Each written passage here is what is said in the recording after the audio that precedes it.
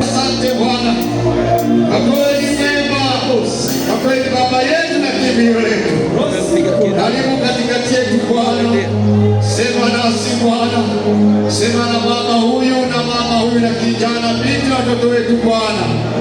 Naomba Yesu sema nasi kupitia mtumishi wako uliokuandaa siku ya leo, waliojeruhika, waliokata tamaa Bwana, neno lako Bwana likawahuishe tena, wakasimama katika neno lako Bwana, wakakuone Bwana wa Mungu, wenye shida mbalimbali, ambao wana shida na matatizo kila aina, neno lako Bwana likawafungue.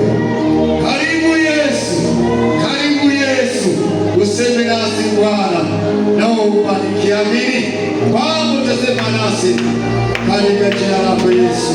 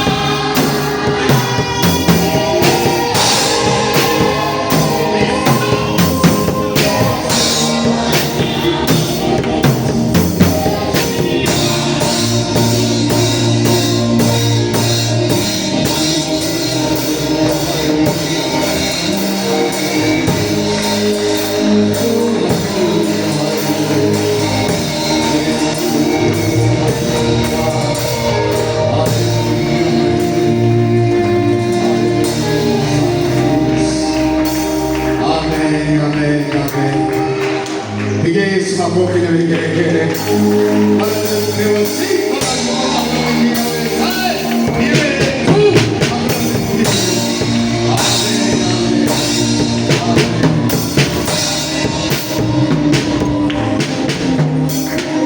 Jamani, amina. Wakati anasema kwamba tunamwona Yesu akisema na siku ya leo. Amen. Asante sana. Tukiwa tumejaa katika uwepo wa Mungu,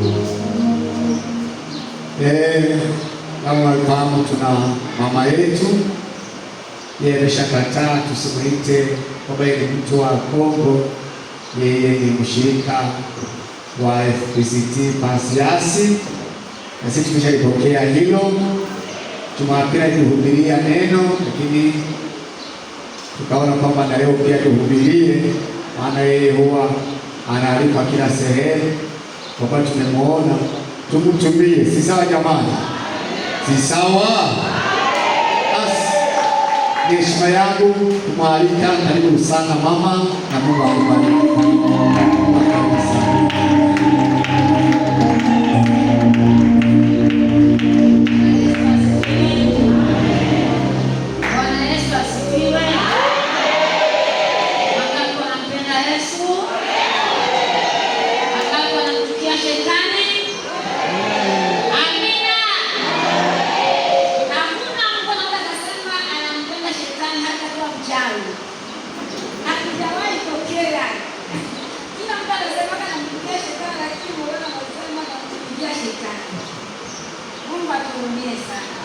Sisi tunampenda Yesu Kristo, tuna mambo yetu mazuri yenye Yesu anatusaidia kwa kila jambo. Amina. Namshukuru Mungu nimepata kibali leo kusimama mbele yenu.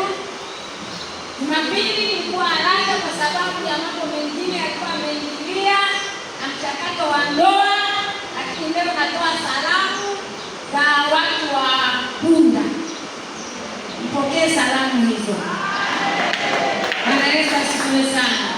Wale wageni, mimi naitwa Recho Debora na Bisheko. Ukisikia Waswahili wanakuuliza umeona na shere, na hata umeona Yesu asifiwe. Hao ni Wafaransa wanaita Rachel. Wa Tanzania wanaita na Kiswahili wanaitwa Raheli. Waingereza nao wanaita Rachel.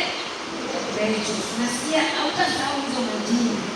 Ukisema na Bisheko ni jina la Kilugha. Kila watu wana lugha yao na majina zao za kiasilia. Debora ni jina, hayo majina yote na Mungu. Tunataka niuliza hivi, mbona wewe jina lako litangani ya mume wako? Mimi sina mume. Mume wangu ni Yesu. Nimekaa kwenye ndoa miaka 5 tu nikaugua. Na niliolewa nilikuwa na miaka 16, nikakaa kwenye ndoa miaka 5.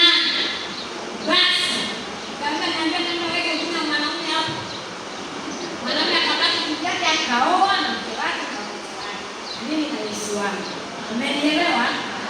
Kuanzia miaka yote napambana, miaka nenda, hivi niko na kikombe cha miaka 26 tu nikiwa wazi na ninatembea. Hapo nenda weka jina mwanaume. Inawezekana si ndio jamani? Mwanaume yeye anakula tena, dada tena, ajui. Alioa nikaugua, ila mambo yakaisha, kanipeleka kwetu kwa kipono tayari. Mungu akasema hamna vya kupona, wewe kazi yako ni kupambana na huduma yangu. Basi na mimi nikakaa. Bwana Yesu asifiwe. Amen. Kuna mtu anasema nina mateso, haujawahi ona mateso. Mimi naona nateseka, Mungu anijui. Sisi tunamtumikia tukiwa kwa hali ya hivi, tunazidi kumtumikia. Bwana Yesu asifiwe.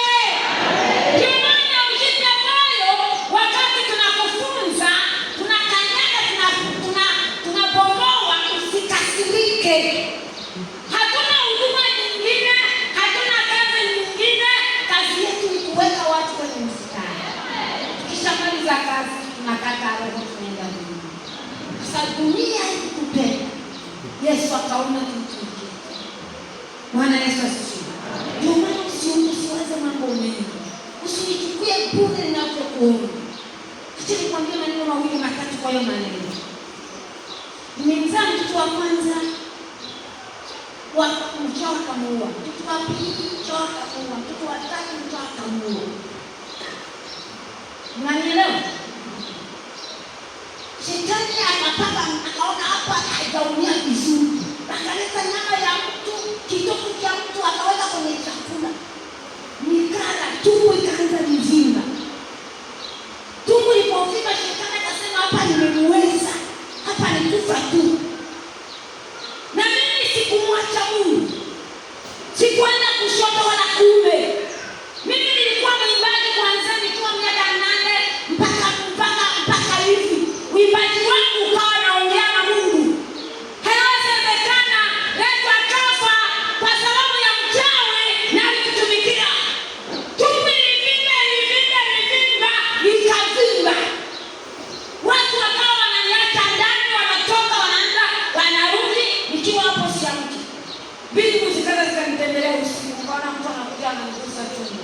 Tumbo imevimba na kitu katoka tumboni, nyama katoka tumboni, kafunga choko na tumbo. Sipati choo, mwaka mzima. Tumbo inavimba na upati choo.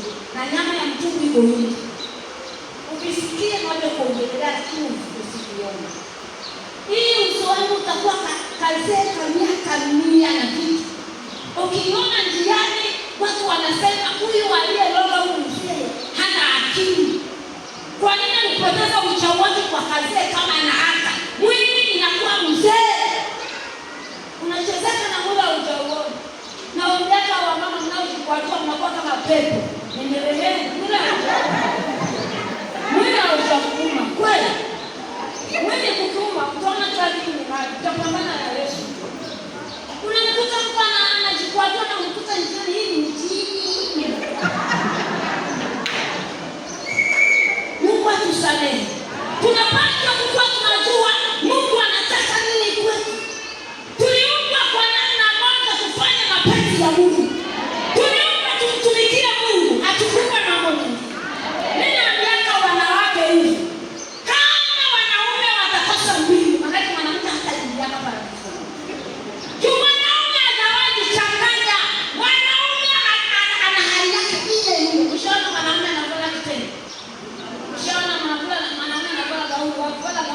wale mnaowajua wale waizi, si mnawajua.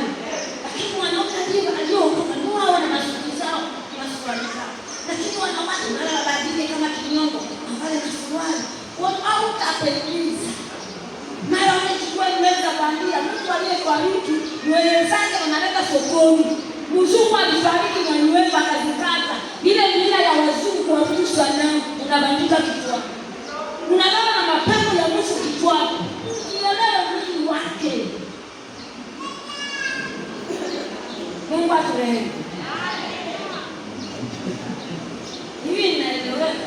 Mama ninapoongea unakasirika kujali.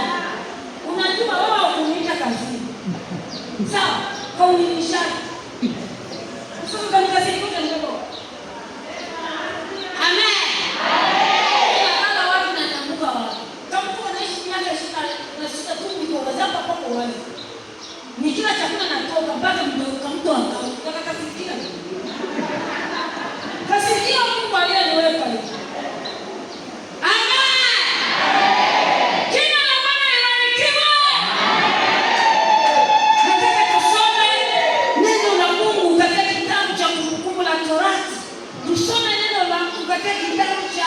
Kumbukumbu la Torati 28 mstari wa kwanza.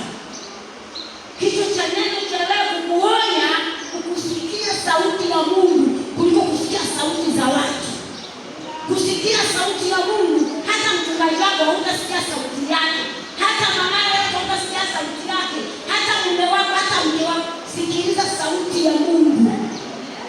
Utakuwa vizuri hata watu tendea sauti ya Mungu.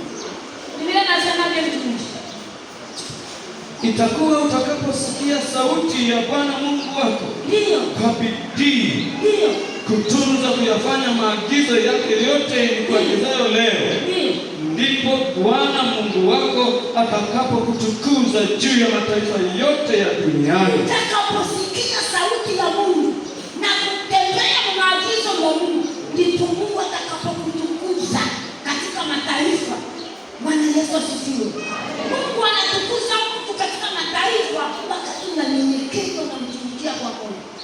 Mimi nikikwambia nimelelewa wapi, nimezaliwa wapi, unaweza ukashangaa. Nimezaliwa vijijini, sikuwahi kipina kusoma, sikupelekwa shuleni, hakuna aliyenijali, wakatuoesha hivyo hivyo, wakisema mwanamke hastahili kusoma. Tukaolewa, tukazaa, tukalogwa. Katika kulogwa Mungu, katika matatizo yetu zote Mungu ananiambia mwanangu, siwezi nikakutumia katika kazi za injili na huko kusoma. Niulize ulisoma aje? Niulize leo sasa unasomaje? Tunikwambie kama